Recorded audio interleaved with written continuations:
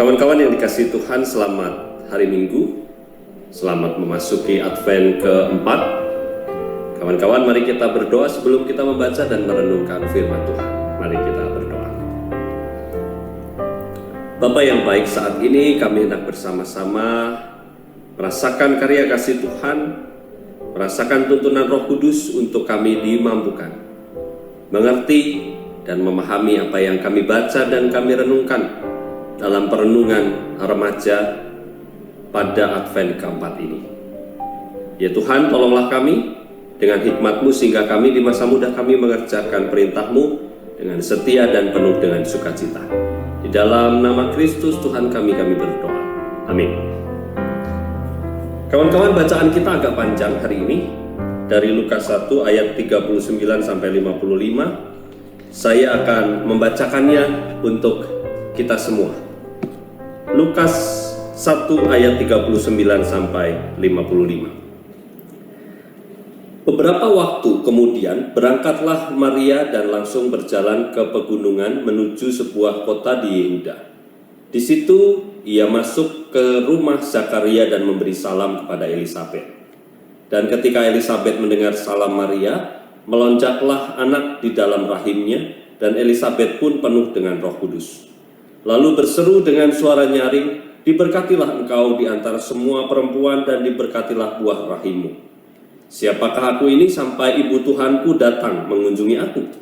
Sebab sesungguhnya ketika salammu sampai kepada telingaku, anak yang di dalam rahimku melonjak kegirangan. Dan berbahagialah ia yang telah percaya, sebab apa yang dikatakan kepadanya dari Tuhan akan terlaksana." Lalu kata Maria, "Jiwaku memuliakan Tuhan dan hatiku bergembira karena Allah Juru Selamatku, sebab ia telah memperhatikan kerendahan hambanya. Sesungguhnya mulai dari sekarang segala keturunan akan menyebut aku berbahagia, karena Yang Maha Kuasa telah melakukan perbuatan-perbuatan besar kepadaku dan namanya adalah kudus. Dan rahmatnya turun-temurun atas orang yang takut akan Dia. Ia memperlihatkan kuasanya dengan perbuatan tangannya dan mencerai-beraikan orang-orang yang congkak hatinya. Ia menurunkan orang-orang yang berkuasa dari tahtanya dan meninggikan orang-orang yang rendah. Ia melimpahkan segala yang baik kepada orang yang lapar dan menyuruh orang yang kaya pergi dengan tangan hampa. Ia menolong Israel hambanya karena ia mengingat rahmatnya, seperti yang dijanjikannya kepada nenek moyang kita, kepada Abraham dan keturunannya untuk selama-lamanya." Demikianlah firman Tuhan. Yang berbahagia adalah setiap kita yang mendengar dan mengerjakan perintahnya.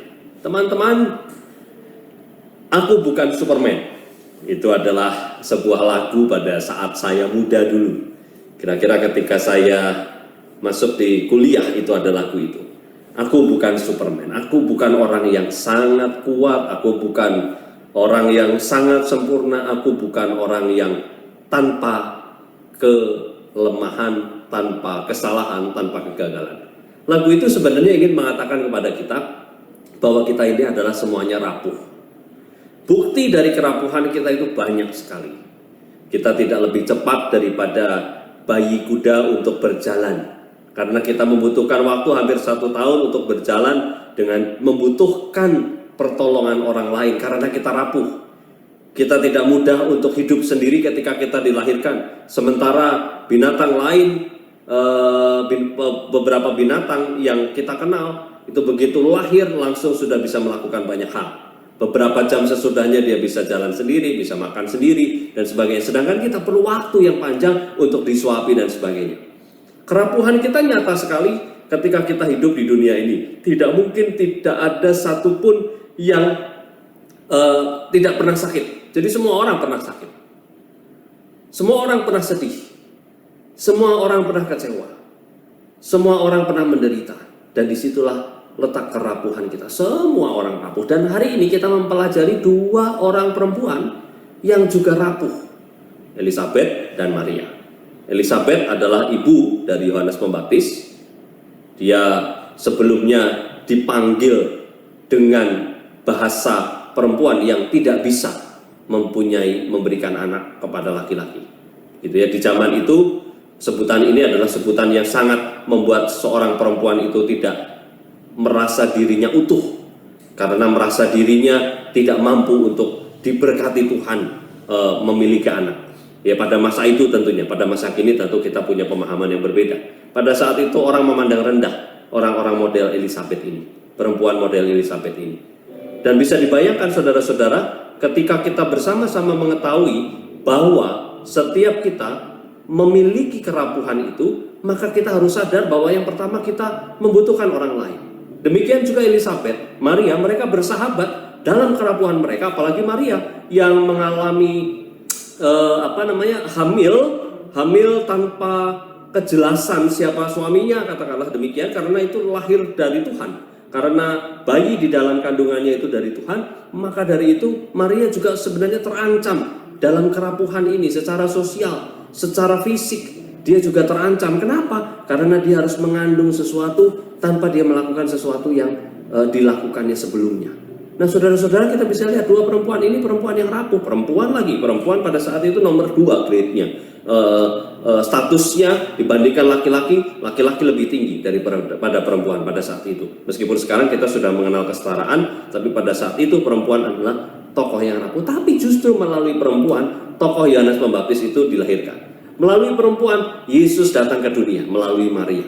Dan dalam kerapuhan mereka, Yesus dan Yohanes Pembaptis akhirnya mampu berkarya. Dan Yesus akhirnya mampu menyelamatkan manusia karena kehadirannya melalui sosok perempuan. Justru tokoh yang lemah, rapuh, tidak berdaya ini dipakai oleh Tuhan. Nah teman-teman, ada banyak hal dalam kehidupan kita yang kadang kita sesali. Teman-teman mungkin merasa tubuh Anda seperti saya pada masa SMA dulu, merasa ceking gitu ya.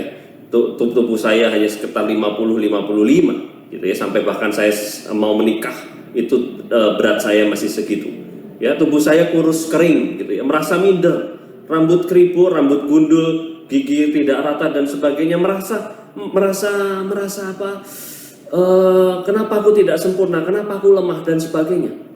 Banyak kelemahan-kelemahan yang sebenarnya bisa, kalau kita meminta kuasa Tuhan seperti Maria dan Elizabeth, meminta hikmat dari Tuhan, justru kerapuhan itu, kelemahan itu akan mampu untuk memberkati orang lain. Seperti contoh, ketika saya masih punya anak satu pada saat itu, Kara namanya, dan dia terkunci di kamar mandi. Ketika saudara-saudara, saya kurus, tubuh saya cukup kurus, 50-an kilo pada saat itu, saya bisa masuk di sela-sela kamar mandi yang bisa dibuka. Pintu kamar mandi kan biasanya ada sela-selanya itu ya di bawah. Saya bisa masuk, saya bisa membuka kuncinya, dan saya bisa mengeluarkan anak saya.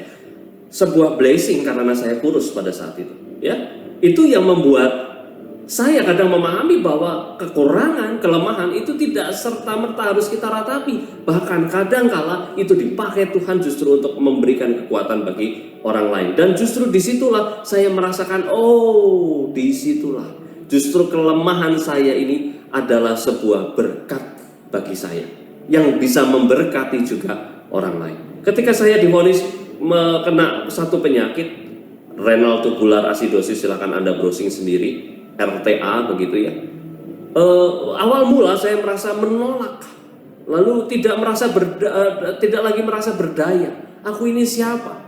Tetapi ketika dalam perjalanannya Allah menghadirkan sakit penyakit itu justru untuk memberkati orang lain, saya tumbuh empatinya.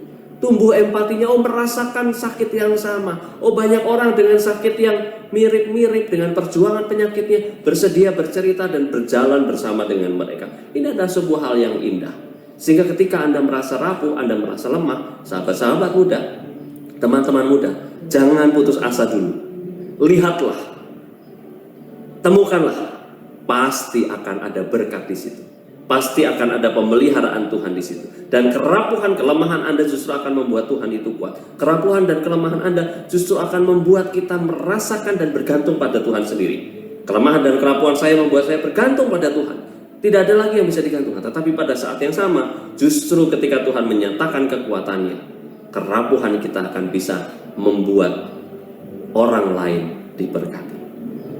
Selamat merenungkan kerapuhan, saudara-saudara. Selamat menyambut Natal. Sudah Advent 4. Yesus lahir di kandang domba yang sepi, dingin, dan ya, Anda tahu sendiri situasinya menurut cerita Alkitab. Dengan perjalanan yang sulit, Maria dan Yusuf meninggalkan bangsa Israel menuju Mesir karena dikejar-kejar Herodes. Kerapuhan, kelemahan, penderitaan. tetapi mereka dengan setia mau hidup di dalam Tuhan, sehingga Anda dan saya mendapatkan keselamatan. Anda bisa menjadi seperti mereka. Kerapuhan Anda jangan jadi hambatan Anda untuk memberkati orang lain. Seorang tokoh bernama Henry Nouwen, yang saya ingat dari dia hanya satu frasa, wounded healer. Wounded healer, orang yang terluka tetapi justru mampu menyembuhkan orang lain yang terluka, dan pada proses itu mereka akan saling menyembuhkan satu dengan yang lain. Tuhan Yesus memberkati. Mari kita berdoa. Bapa yang Maha Baik, kami bersama-sama saat ini bersyukur karena kami diingatkan kembali dengan kisah Maria dan Elisabet. Mereka yang bersedia untuk menjadi berkat, mereka yang bersedia untuk terus menjadi alat Tuhan meskipun dalam kerapuhan dan kelemahan mereka. Saat ini Tuhan, kami memohon Engkau kuatkan kami dengan Roh-Mu yang kudus, sehingga hikmat itu boleh menyapa kami dan kami dimampukan untuk benar-benar bersedia terus dipakai Allah meskipun dalam kerapuhan dan kelemahan kami. Di masa muda ini, jangan biarkan hal-hal yang menurut kami rapuh, lemah, dan kami ditarik kepada jiwa yang rendah, kami merasa diri kami tidak berguna. Jangan biarkan kami jatuh pada hal-hal semacam itu, karena justru kerapuhan dan kelemahan ini justru harus kami respon, kami mengandalkan Tuhan, dan kami harus terus mau membangun kekuatan kami, sekaligus mau memanfaatkan setiap kelemahan kami, kerapuhan kami, untuk kami dapat menolong dan menghibur serta hidup bersama dengan orang lain.